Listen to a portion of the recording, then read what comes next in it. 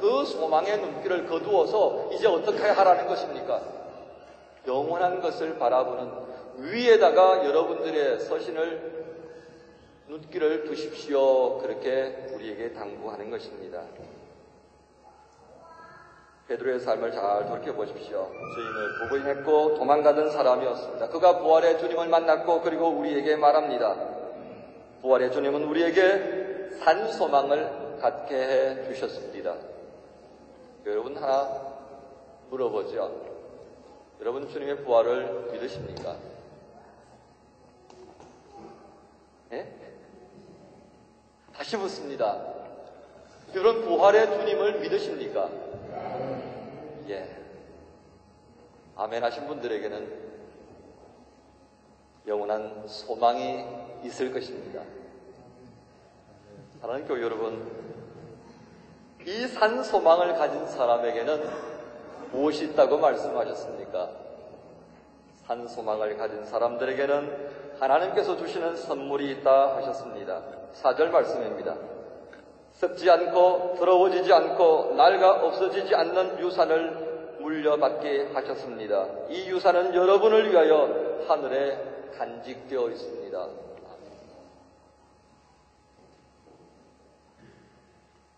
여러분 유산이 무엇입니까? 유산은 여러분이 좀 많이 받았으면 하는 것이죠.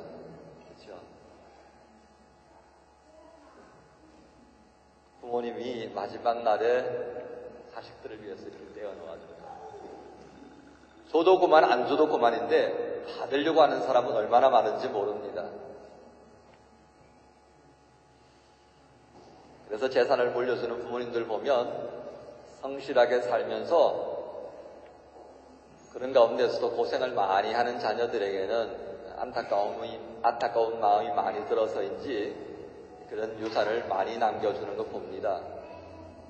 저라도 그럴 것 같습니다. 제게 재산이 좀 있다고 한다면 그럴 일도 별로 없을 것 같은데요. 좀 있다면 성실하게 사는 자녀에게 주고 싶을 것 같아요. 만에 하나라도 내가 물려주는 이 자그마한 것이라도 이것으로 인하여서 이 자식의 삶이 엉망이 된다면 결코 물려주어서는 안 되죠. 여러분 그런 낌새가 보이시면요, 교회에다가 기부하고 가십시오. 하나 참 보기 좋은 것이 많이 있습니다. 가톨릭 교인들은 세상 떠나실 때 그 재산을 교회에다 기부하시더라고요. 그래서 가톨릭은 그런 기부재산 때문에 참 많은 일을 합니다. 우리 개신교에서도 그건 좀 본받아야 되지 않겠나 생각합니다. 본문하고 관계없는 이야기를 제가 드렸습니다. 혹시 생각나거든 한번 기도해 보시고 결정하십시오. 여러분, 하나님께서 우리에게 물려주시는 유산이 이와 같다는 것입니다.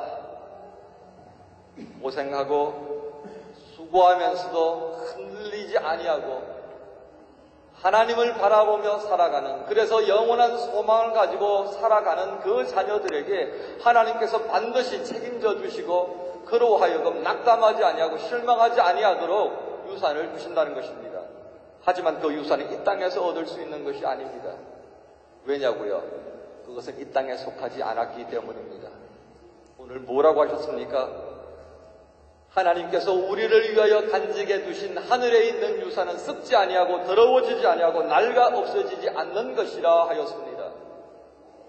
그것은 이 땅의 것으로는 비교할 수도 없고 설명할 수도 없는 것이라 하겠습니다.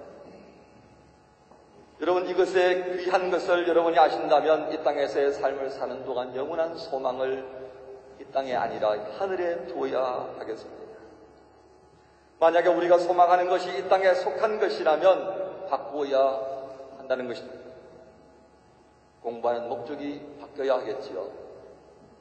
여러분이 일하는 직장에서의 목적이 바뀌어져야 합니다. 하나님께서 우리에게 가정을 주셨고 그리고 이 독일 땅에서 살게 하며 함께 더불어 살아가는 사람들 가운데에 있게 하는 이 사회에 속하게 하신 이유를 우리는 헤아려 보아야 합니다. 하나님의 능력 속에서 우리를 달랑 들어다가 좋은 사람들만 사는 곳에 데려다 두지 못하셨겠습니까? 그렇지 않으셨습니다. 이렇게 저렇게 부대끼며 살게 하시는 이유가 무엇이겠습니까? 힘들고 어려운 그런 상황 속에 우리를 두신 이유가 무엇이겠습니까? 하나님은 그 속에 영원한 소망을 두시기 위하여서 우리를 그렇게 세워주셨습니다. 우리와 함께하는 사람들에게 영원한 소망이 있음을 알게 하시려고요. 소망 없이 살아가는 이 땅의 사람들이 죽어가는 것 보지 못하여서 그들에게 영원한 소망이 있는 것을 알게 하시려고 그렇게 저와 여러분들을 이 세상 속에 거하게 하신 것입니다. 여러분, 이 삶을 감당하기 위해서 우리는 조금 다른 삶의 방식을 가져야 합니다. 그것이 무엇이겠습니까?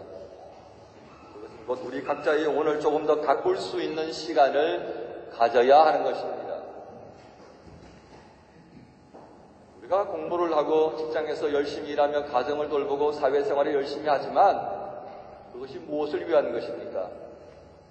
만에 하나라도 그 속에 거하는 여러분들의 영혼이 가꾸어지지 못한 상태에서 학업을 하고 일을 하고 가정을 가꾸고 사회생활을 하게 되면 어떤 결과가 초래될 것이라고 생각합니까?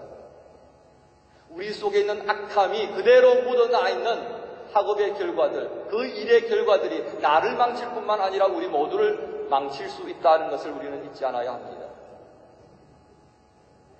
때문에 우리가 무엇을 하든지 간에 우리의 영혼을 가꾸는 시간이 필요한 것입니다. 내 영혼이 영적인 호흡을 할 수 있는 시간이 필요하다는 말씀입니다. 여러분, 오늘 우리가 예배를 드리고 있습니다만은 이 예배를 드리는 시간만이 하나님과 함께하며 영적인 삶을 가꾸는 시간이라고 생각하십니까? 그렇지 않습니다. 그렇다면 한 가지 묻겠습니다. 주님께서는 오직 이 예배 시간 통해서만이 여러분과 만나시겠습니까? 오직 이 예배 시간만을 통해서 여러분과 만나기를 원하셨겠습니까? 주님께서 부활하신 다음에 어디로 먼저 가셨습니까? 낙담하여 있는, 제각기 다 뿌려 흩어져 버렸던 그들이 머무는 곳으로 갔었습니다. 엠마오에 가셨고요. 갈릴리에 가셨습니다. 그들이 숨어있는 다락방을 찾아 가셨던 것입니다. 왜요? 그들을 만나시려고요. 오순절 다락방에서만이 그들을 만난 것이 아님을 우리는 알아야 합니다. 여러분이 학업하는 그 현장에, 일하는 그 현장에, 가정을 돌보고 고민한 그 현장에, 이 사회 현실을 바라보며 몸부림치는 그 현장에 주님께서는 어떻게 하신다고요? 찾아가시기 원합니다. 찾아오신 주님을 어떻게 대하고 있습니까? 내가 영적인 안목이 없다 보니까 늘 그 속에서는 나 혼자만 있다고 생각하는 것이죠. 그래서 주님과의 만남을 갖기를 생각지도 못하며 살아갑니다. 사랑하는 교우 여러분, 균형 있는 삶을 가꾸어야 합니다. 산소망을 가진 사람이 장차 누리게 될 영원한 유산을 생각하며 오늘 이 산소망을 우리가 어떻게 하면 유지할 것인가를 고민하며 우리의 영혼을 가꾸어 가야 합니다. 우리의 영혼이 가꾸어지지 않으면 내가 가졌던 소망은 영원한 소망에서 나도 모르는 사이에 이 땅을 향한 내 육신의 즐거움에 만족하는 이 땅의 소망에 머물게 될 것이기 때문입니다. 어려운 많은 삶이지만 영원한 소망을 안고 하나님이 주시는 하늘나라의 유산에 마음을 두고 살아가시기를 바랍니다. 마지막 세 번째 말씀입니다. 산소망을 가진 사람은 하나님의 보호와 구원을 믿는 사람이라 했습니다.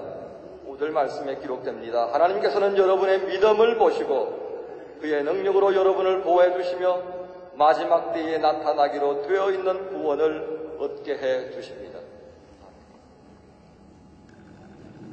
여러분, 영원한 것을 소망하는 사람이 이 땅에 사는 날 동안 평안할 것이라고 믿는 사람은 없을 것입니다. 왜 그렇습니까? 이 땅에 사는 사람들보다 힘든 삶을 살게 되기 때문입니다. 왜냐고요? 남이 안 하려고 하는 일까지 하게 되기 때문입니다.